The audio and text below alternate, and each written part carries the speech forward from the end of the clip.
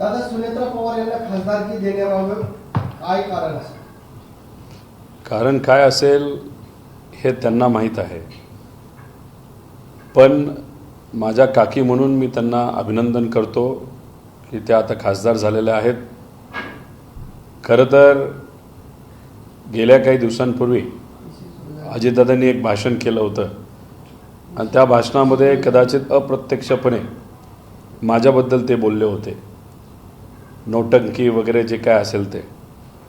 पण मी काल एक गोष्ट जी त्यांना विनंती केली, एक तर त्यांनी सांगितलं होतं कदाचित त्यांच्याच पक्षातले काही लोक हे आम्हाला फोन करतात आणि आम्हाला सांगतात की हे चाललंय ते चाललंय. आता मी जर नौटंकी करत असलो आणि त्यावेळेस मी सांगितलं होतं की 18 ते 19 आमदार आमच्या संपर्कात आहे, तर एका अर्थाने अजितदादांनी सुद्धा ते स्वीकारलं आहे की कुणी ना कुणीतरी त्यांच्या पक्षातून आमच्या संपर्कात आहे.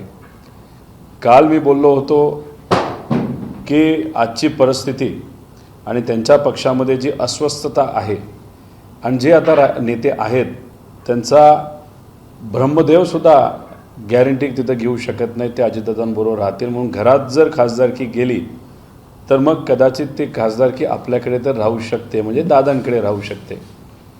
म्हणून काल पार्थ नाही तर सुनीता वहिनींना नाही तर काकींना त्या ठिकाणी मी अभिनंदनसुद्धा ॲडव्हान्समध्ये केलं होतं. त्याचा अर्थ एक तर त्यांनासुद्धा अजितदादांनासुद्धा माहिती आहे की त्यांच्या पक्षामध्ये जे आता नेते राहिलेले आहेत त्यांचा विश्वास ठेवता येणार नाही. नाही तर दुसरं, त्यांच्याच पक्षातून काही ठराविक लोक हे कदाचित आमच्या संपर्कात आहेत, ज्यांनी आम्हाला सांगितलं उद्या हे घडणार आहे, म्हणजे आज हे घडणार आहे. त्यामुळे याच्यातलं कुठलंही काय खरं असलं तरी मी काकींना मनापासून अभिनंदन करतो की इलेक्शन लढत असताना त्या उमेदवार होत्या, जी काही यंत्रणा होती ती पार्टीची होती आणि ज्या पद्धतीने राजकारण केलं गेलं, ज्या पद्धतीने राजकारणाला खालच्या लेवलला घेऊन गेलं आणि BJP बरोबर दादा गेल्यामुळे तिथं जे काय झालं ते झालं, लोकांनी नाकारलं. पण आता त्यांना खासदारकी ते सुद्धा राज्यसभेची मिळाली, त्यासाठी मी मनापासून त्यांचं अभिनंदन करतो. खासदारकी तर मिळालीच आहे, परंतु याबरोबर त्यांची राज्यमंत्री पदाची देखील चर्चा सुरू झालेली आहे. त्यांना राज्यमंत्री पद देखील दिलं जाणार. खरं तर याच्या आधी अजितदादांनी सांगितलं होतं की राज्यमंत्रीपद आमच्या पक्षाला शोभणार नाही. ते त्यांना जर शोभणार नसेल तर मग आता काकींना ते दिलं तर मग आधी जे त्यांनी वक्तव्य केलं त्याच्याबद्दल स्पष्टीकरण नंतरच्या काळामध्ये त्यांना तिथं द्यावं लागेल असं कुठंतरी वाटतं. पण जे काय असेल ते असेल. खासदारकीला पण अभिनंदन आणि उद्या जाऊन त्यांना मंत्रिपद मिळालं तरी अभिनंदन.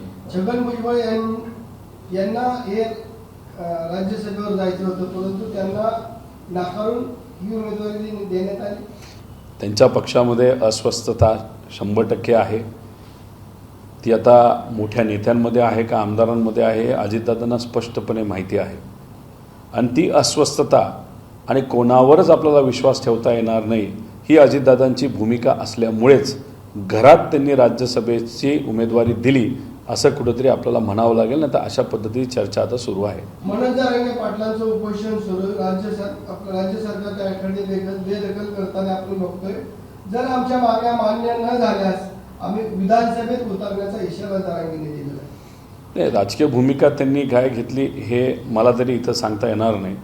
पण आता सरकारने जर तिथे शब्द दिला असेल तर योग्य पद्धतीची चर्चा जे सत्तेत आहेत त्यांनी त्या ठिकाणी करावी आणि चर्चेतून काही मार्ग निघतोय का हे आपल्याला बघावं लागेल.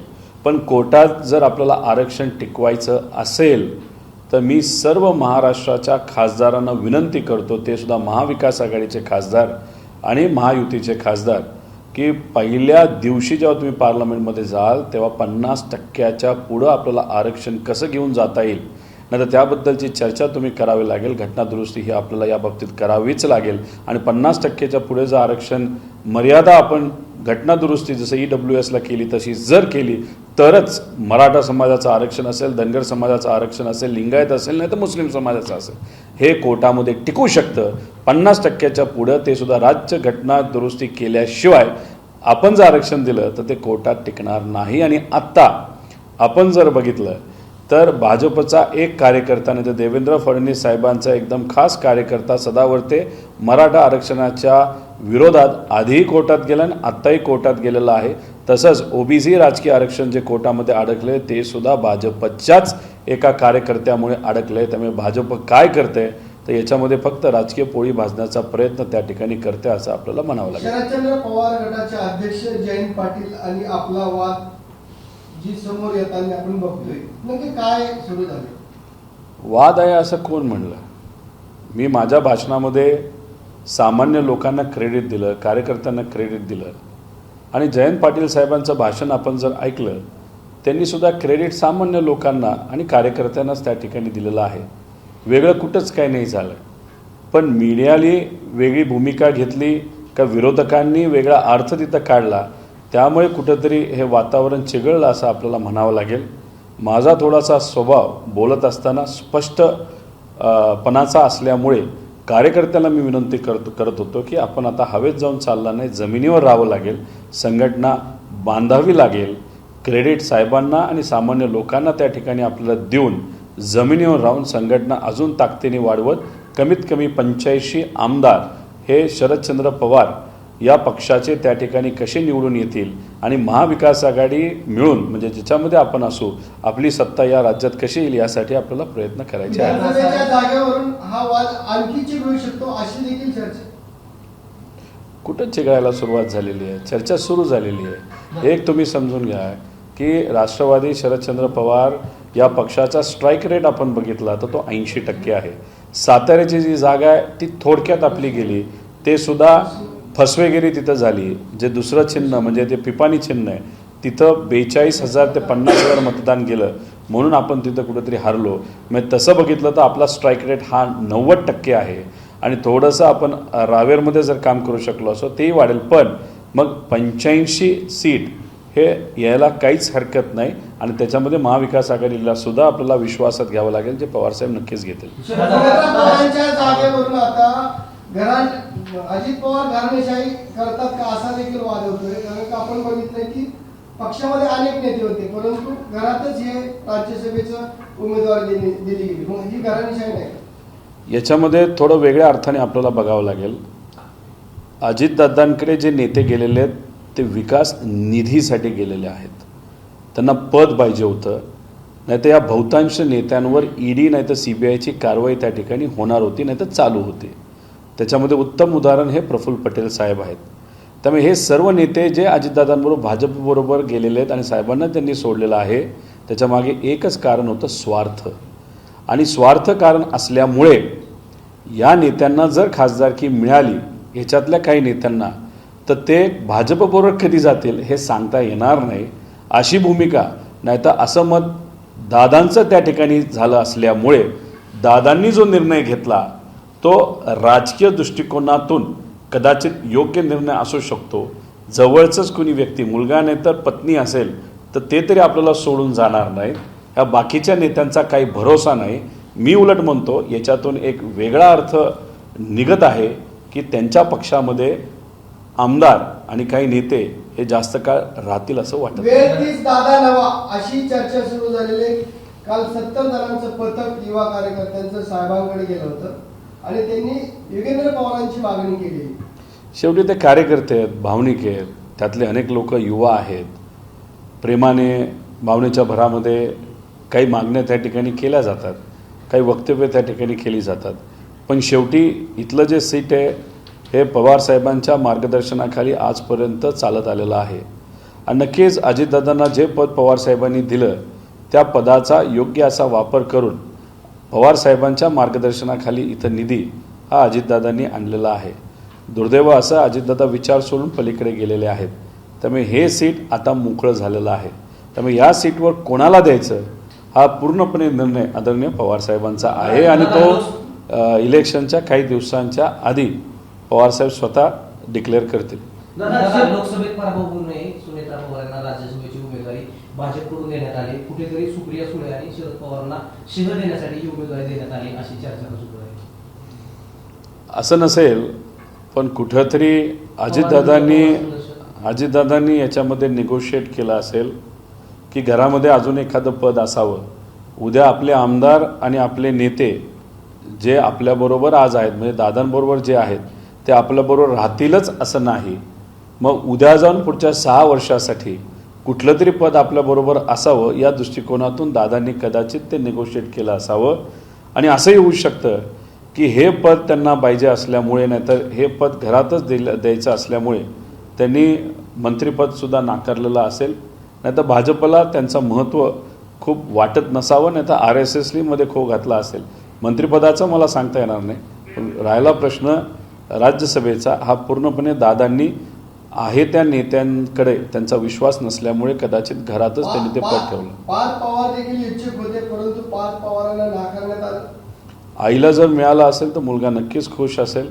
तर मला वाटतं की पार्थसुद्धा या बाबतीत नक्कीच खुश असेल असं मला तरी वाटतं. साहेबांनी आजपासून असं सांगितलं की आता कसलीही परिस्थिती राज्य विधानसभा निवडणूक जिंकायची आणि त्यासाठी तयारी करून जिंका आजपासून फुलले दौऱ्याच्या निमित्तानं. आता ह्या निमित्तानं तुमच्या पक्षाचा भावी मुख्यमंत्री कोण असेल? एक तर येत्या काळामध्ये महाविकास आघाडी म्हणून आम्ही सर्वजण लढणार आहोत. कुठलं पद कोणाला द्यायचं हे महाविकास आघाडीचे जे प्रमुख नेते आहेत, ज्याच्यामध्ये आदरणीय पवार साहेब आहेत, उद्धव ठाकरे साहेब आहेत, काँग्रेसचे सर्व नेते, ज्याच्यामध्ये राहुल गांधीसुद्धा येतात, ते त्या ठिकाणी निर्णय घेतात. पण समजा फक्त उदाहरण म्हणून फक्त आपल्या पक्षाबद्दल जर बघायचं झालं तर आमच्याकडे खूप सारे असे नेते आहेत आणि सगळ्यात जास्त अनुभवी नेता आमच्या पक्षामध्ये म्हणजे राष्ट्रवादी शरदचंद्र पवार या पक्षामध्ये आज कोण असेल तर ते जयंत पाटील साहेब आहेत. त्यांनी अध्यक्ष म्हणून गेले 6 ते 7 वर्ष त्यांनी पद सांभाळलेलं आहे आणि ते नक्कीच सक्षम पद्धतीने त्या ठिकाणी काम करू शकतात. आणि त्यांच्याचबरोबर जर आपण बघितलं अनिल देशमुख साहेब निष्ठेचं एक उत्तम असं उदाहरण आहे. तसंच आव्हाड साहेब आपल्याबरोबर आहेत. तसंच टोपे साहेबसुद्धा निष्ठावंत आहेत. त्यामुळे अनेक असे एक्सपिरियन्स नेते शरदचंद्र पवार या पक्षाकडे असल्यामुळे मला असं वाटतं की जर महाविकास आघाडीची संधी ही राष्ट्रवादी काँग्रेसला दिली तर याच्यातलं कुणीही एखादा व्यक्ती नाही तर नेता हे पवारसाहेब स्वतः त्या ठिकाणी निवडतील. त्याच्याचबरोबर उद्या जाऊन पवारसाहेबांनी ठरवलं तर कदाचित महाविकास आघाडीमधून एखादी महिला मुख्यमंत्रीसुद्धा जी पहिली मुख्यमंत्री या राज्याला मिळू शकते आपल्याला. त्यामुळे आज मुख्यमंत्री कोण होणार याच्यापेक्षा आपल्याला लोकांना विश्वासात घेत लोकांच्या हिताचे लोकांना केंद्रबिंदू ठेवून आपल्याला काम करावं लागेल. आणि या इलेक्शनमध्ये आम्ही जी विनंती करणार आहोत ती विनंती असणार आहे की या सर्व शेतकऱ्यांचं जे कर्ज आहे ते त्या ठिकाणी माफ या अधिवेशनामध्ये झालं पाहिजे. त्याच्याचबरोबर जे प्रोजेक्ट गुजरातला गेलेले आहेत ते आमच्या युवांचे प्रोजेक्ट शहरी आणि ग्रामीण भागातले ते परत एकदा आपल्या या महाराष्ट्रामध्ये आले पाहिजे. आणि जी व्यवस्था आरोग्यापासून शिक्षणापर्यंत कोलमाडलेली आहे ती योग्य पद्धतीची झाली पाहिजे असं माझ्यासारख्याला वाटतं. कांद्याचे दर आता वाढू लागलेले, त्याच्यावर आपले काय प्रतिक्रिया? आता कांद्याचे रेट वाढत असले तरी कांदा आता शेतकऱ्याकडे किती आहे हे आपल्याला बघावं लागेल. गेल्या वेळेस जो निर्णय केंद्र सरकारने एक्सपोर्ट बॅनचा घेतला त्याच्यामध्ये आपल्या महाराष्ट्रातल्या कांदा उत्पादक शेतकऱ्यांचा 7,500 कोटीचं नुकसान हे झालेलं आहे. नुकसान जे झालं ते राज्य सरकारला हिंमत असेल तर ते त्यांनी भरून काढावं. त्यांना ती हिंमत नसेल तर मग त्या विषयावर कोणी बोलू नये, कारण का हा फायदा शेतकऱ्याला आत्ता तरी होत नाही. पवारसाहेबांची शेवटची निवडणूक आहे त्यामुळे बारामतीकरांनी मत दिलं, सुप्रिया सुळेंना मत दिलं नाही असा आरोप राष्ट्रवादीचे प्रवक्ते उमेश पाटील यांनी केलेला आहे. ज्यांची लायकी आहे त्यांच्याबद्दल जर तुम्ही मला विचारलं नाही तर त्यांच्या वक्तव्याबद्दल तर त्याला उत्तर देईल. ज्या लोकांची लायकी नाही यांच्याबद्दल मला कृपा करून आपण प्रश्न करू नये. दादा, नीटची परीक्षा आता 4 जूनला जी निकाल झाला त्यामध्ये खूप मोठा गोंधळ झाला. आज सर्वोच्च न्यायालयाने सांगितलं की 1563 मुलांची ग्रेस मार्क रद्द करा म्हणून.